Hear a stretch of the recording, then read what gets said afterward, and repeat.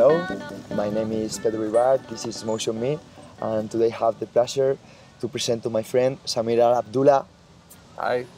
Thank you to be here in program. For me, it's a great honor. Thanks for having me.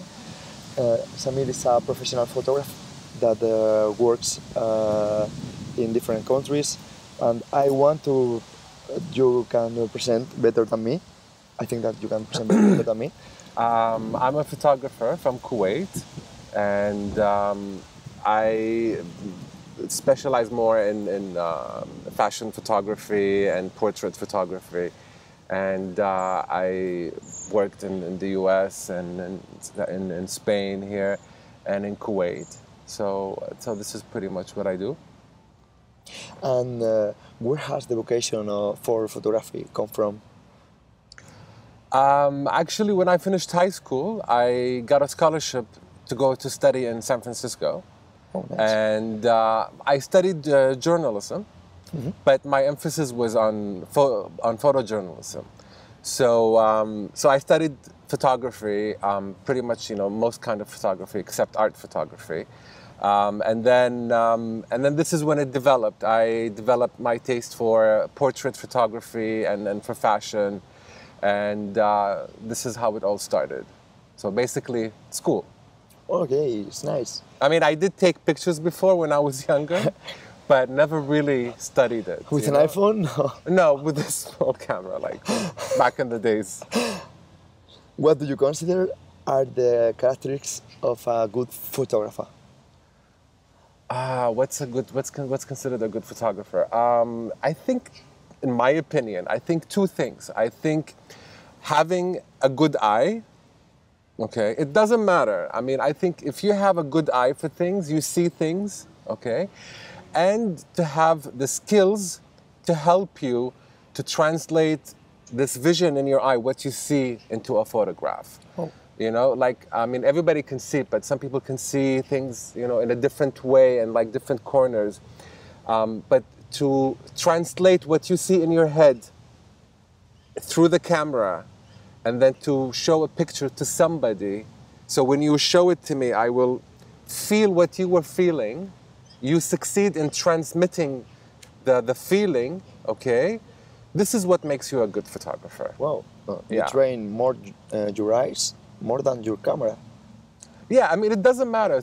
To me, look, it doesn't matter if you have $1 million camera or $1 camera. You can shoot in a carton box, and like old days, and you can still take a picture. It doesn't matter what camera you have. It doesn't matter what kind of film. It doesn't matter the technique. It's your eye. How do you see things, okay? Because this is the most important thing. And then, of course, there's a lot of Photoshop and all of these things, that people do. But I think when I look at an image and I can feel the feeling of that situation, I think this is when I say the photographer has succeeded in transmitting, to make me feel exactly how this photographer felt in that situation. For example, how can I train this kind of view? How can you train it? Yeah. Oh, it's different. Well, okay. A lot of people, I think some people have it naturally. Wow. And some people don't have it, okay? But that doesn't mean that you cannot be a good photographer. If you practice, if you go out and take pictures all the time and be inspired by other people, look at other people's work, okay? And also, importantly, I think, is to do what you love, What makes you happy? What are the things that you like to photograph, Don't just take pictures of, everything because everybody is doing the same thing. No.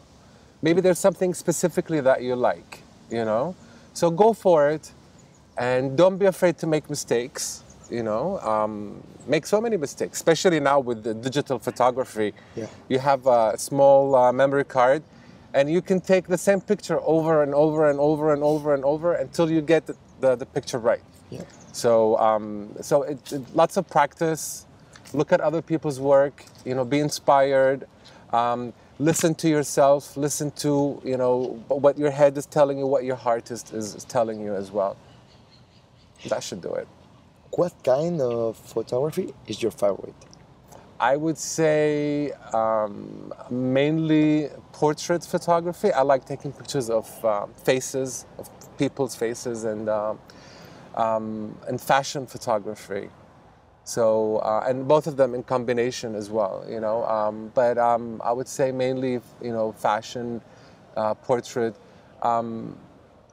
people in general, you know. Yeah, take pictures of people's expressions, people's faces. Yeah, I follow you on Instagram, and I see the most of pictures that is people. Well, yeah, of course. Yeah, and that I want to salute to my friend George. That's it's one of your models. Yeah, he was one of my models, actually. George was a great model. He was really a great model. He was so really nice, good. the pictures. I love that. Yeah, actually, yeah, that was really good.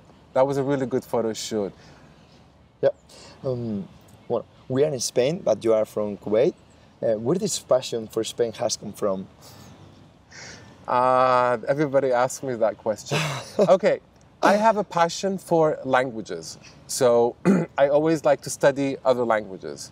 And about, I think, maybe nine years ago, I was bored one day in Kuwait, and I had, you know, time to do something, and I didn't know what to do, and I was like, what should I do? What should I do? And I'm like, you know what? Let's study another language.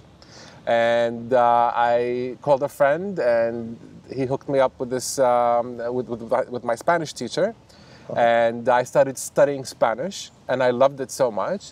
And then after that, my Spanish teacher said, you have to go to Spain to start, you know, speaking in Spanish, to improve my Spanish. And I did, and I had some friends here, and I came here, and it was love at first sight. I remember when I first came out of the metro station, I came and I smelled the air, and I was like, oh, I was in love. Yeah, and you speak good Spanish. I think my Spanish is good. It's more than survival Spanish. Yeah. It's good Spanish, but it can be better. Yeah. But I need to live here. That's the problem. We don't, you know, in Kuwait we don't really use it that much. Yeah, so. I know, but I know that you have a lot of Spanish friends. Yeah, I know, but allow them to speak English. A lot of times I'm lazy, so I have to, you know, push myself and practice more. I have a special question. In what other time in history would you have liked to live? An historical character you are curious about? Oh, you know what? I want to say I wouldn't want to live in the past. I think I would like to be living in the future. Whoa. Yeah, I would like to come back in the future. Whoa. Why? I think life will be much. I think we will have less. Well, no, I cannot say that. I think science and technology will be much better. Yeah. So I would prefer to be in the time when science and technology are better than before. What do you want that improve the science to be in the future? Humans' health. Whoa. The human's health, yeah. You read about that? I am obsessed, actually. Wow. Yeah, I'm obsessed about health and about the human body and medicine, and sometimes I actually think maybe I should have been a doctor. I should have gone to medical school. But this is only because I like to be in good health, and I don't want to have any diseases. So I think maybe in the future, technology and science will be more advanced, that they will have, you know, solutions to a lot of, you know, problems, medical problems. So I think life could be better in the future. So that's why I would like to live in the future, not in the past. Okay. What podcast and books could you recommend us? You know what? I don't know about podcasts and books. I'm really bad when it comes to books, because I do read books, but I don't finish them. That's the problem. Or I go watch a movie or somebody tells me the story. I think I would recommend maybe Netflix show, Netflix. which is probably a lot of people have seen, La Casa de Papel. Uh-huh. I think it's very smart and it's very intelligent. Also, How to Get Away with Murder, I think it's a brilliant show. A lot of there are other shows, I cannot remember them right now, but they're actually novels maybe, or books, and they've turned them into movies, and they're pretty good. They're pretty good. So I think I like maybe how should I say, murder story, like Casa de Papel, crime story, something like this. These are very interesting to me. So these are some of the things that I've watched recently, and I really like them. Which person of the ones you have photographed have you repeat or have you enjoyed more? And yeah. Two people, you mean people I've worked with? And Yep. I would say, actually there are two friends of mine, two people. An artist, a painter, Amira Bahbahani, and who's also a very good friend of mine, and also a singer, a Kuwaiti singer. His name is Zach. He's also a very good friend of mine, and I have photographed both of them several times. And surprisingly, they're not models, but surprisingly they were really good in front of the camera. They were very natural, and I didn't have to give them too many directions. They were just natural, in front of the camera. And I would be more than happy to photograph them again, actually. So yeah, these are the two people. And who has surprised you the most when you work with this person? I think those two people. Oh. Yeah, I mean, I cannot remember everybody. I photographed a lot of people, but I think those two people surprised me the most, because I know they are not professional models, but the way they behaved in front of the camera was, I was like, oh wow, they're really good. They could be professional models. Any date that you have recorded in your conscience? You need like a special memory of it? Yeah. What can you say? There are a lot, but I think the most memorable one, and it's a sad memory, when my dad passed away. Oh. I think that was, but it changed me, it changed the way I looked at things. It made me see things differently, I think. Yeah, you worry more about the future with this experience. When that day, it made me realize that, if you want to do something today, do it. Don't wait. Don't be lazy. If you have a chance, take it. Because this is life, and there are no guarantees in life. So you never know when you're gonna live for how long. So it's always it was an eye-opening experience for me. I mean, it was sad, but it was also eye-opening, and it made me realize a lot of things that I was doing wrong in my life, and it was a good moment to reevaluate, So this is why it's a very special memory for me, maybe. Yeah. So. I want to talk about personal growth. Personal growth is very broad, but if you have to stay with something in particular, what will you be left with? I think for me, I want to say, no matter how much older you get, I think it's always best to stay, to keep the inner child, Whoa. the little kid inside of you, because I think children, young people, they're always asking questions, always asking, what is this? They're always wondering, always want to know things, and I think the day you stop being interested in things around you is the day you are dead. I think, even if you are alive, but I think your brain is dead. So I think life changes you. too many responsibilities, work, life, all of these things, they happen. They make you grow up and feel more responsible. But I think it's very crucial and important that we always remember the child inside of your heart, and remember you are always want to know things, you always want to learn things, always want to improve things. Always learning. Always learning, always learning, always look at things and ask questions, This is, I think, very important. I love this kind of mind. It's like Tony Robbins' mind, and it's one of my mentors. And for me, it's very nice.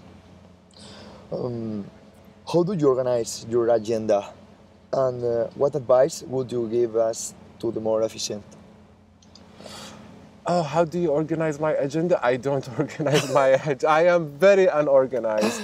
But at least in my mind, I do organize things.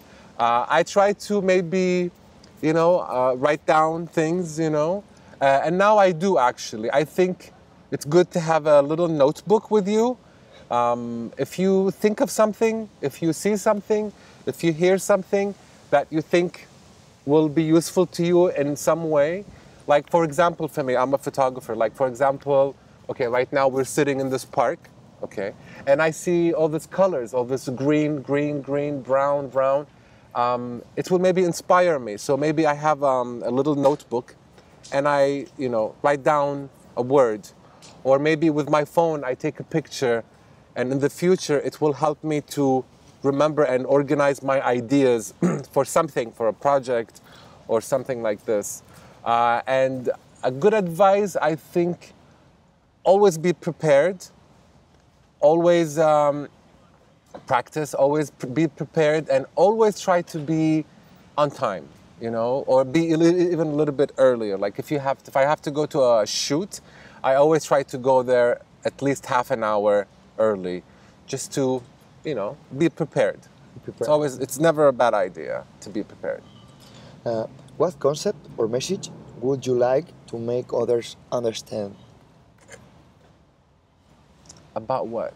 About your life, to improve your life. I think this is very broad. I think mainly I want to say it's important not to compare yourself to others. I think you should. I think people should focus on themselves. And okay, earlier I said it's good to look at other people's work for inspiration. Yeah. But only for inspiration. I think you should focus on yourself and not pay attention to what this guy is doing, what that person is doing, and compare yourself. I did this back in the years. I did compare myself. I said, why is this picture better than my picture? Why? It's like you always ask why, and you compare yourself. I think when you stop looking at other people and just focus on yourself, you will create more. You will have more time, because otherwise you'll be spending it on other people. And I think, you will be more creative and you will accomplish more. It will be much better. So I think the message is for people, because people sometimes they look at other people and they have these negative, feelings, like jealousy. They don't want you to be successful, maybe, Feeling smaller. Yeah, and the thing is, people don't know what other people are going through. I have problems, you have problems. Maybe on social media we go and you see, oh, this guy is, has an amazing body, but maybe he's sick, maybe he has an illness, and every day it's not easy for him, and people look and say, oh, piece of cake for this guy, because he looks great on, So I think if people stop thinking that way and just think about themselves, okay, I think life would be much better. Life would be a much better place for all of us. Yeah, it's good advice. With the term unlearning so fashionable, what do you think we should unlearn? What we should unlearn? I think I think we should, for right now, for these days, I think we should unlearn how to be so dependent on technology too much. You know, I think, huh? It's difficult. And not, you know what? It's not that difficult. I think, look, it's important to have technology these days. It really helps a lot. But I think we have forgotten important things. Like right now, people don't see each other too much. You know, they see each other on social media. Yeah. I think we should, if there's something we should unlearn, is this dependency on social media and start calling the people that we love and visit each other and spend more time with each other than on our phones. I think this is what we should unlearn. Wow, it's nice. Are you able to change your convictions, and how critical are you with yourself? This is, you know what? I think what I believe in, I don't believe in something that I know after a while will change. I don't know how I explain this. I think, to me, it's like 1 + 1 = 2. This is the law. This is what I believe, okay? I don't think it will change. I mean, I don't know. I'm not really sure, but I usually, like, what I believe stays true with me my entire life. And am I critical of myself? I'm very critical. Too critical, actually. I was told that I need to go easy on myself a lot. But then this is just me. I always want to push myself to do better and give people the best. So I'm always hard on myself, you know? So. We live surrounded by people who judge without knowing. What do you think about it? Yeah, this is kind of about earlier, what I said earlier. Yeah, I think it's a sad thing because people, I mean, I think it's natural. I mean, it's normal for human beings to judge. We look at things and we immediately judge based on the information that we have, you know? Like, for example, like I said, like there's maybe this guy who has amazing body, but he is very sick. But this kind of information is not available to me, so I don't know that he's sick. But to me, I think he looks great. I think he is, you know, doing a great job. But I don't know anything about his everyday struggles, you know.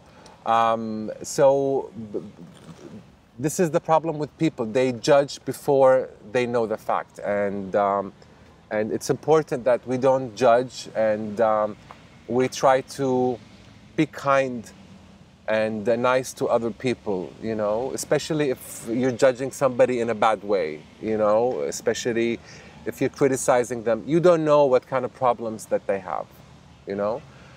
So I think we should learn to be more kind to each other and be nicer to each other. And I want to respect your time. You are a busy man. And I would like, the last question, if you could pick up the phone and have a little conversation with the Samir or Abdullah of 20 years old, what you tell him? Oh, that's a difficult one. Yeah. Okay, I would tell myself to just do it. Whatever it is, go for it, do it. Don't waste time, don't delay, don't be lazy. These are the things that I would tell myself. So, very good advice. Yeah, I think I wasted a lot of time. I think I've wasted a lot of good chances. I don't regret it, but I think if I would have the chance to call myself 20 years ago and, you know, tell myself, I would say, do it, just do it. Anything that you liked, just go for it and do it. And don't think too much. Well, thanks for your time, Samir. Thanks for having me. Really good Thank you pleasure for having me here. You here. And I want that you finish saying bye-bye but in Spanish. In Spanish, hasta luego.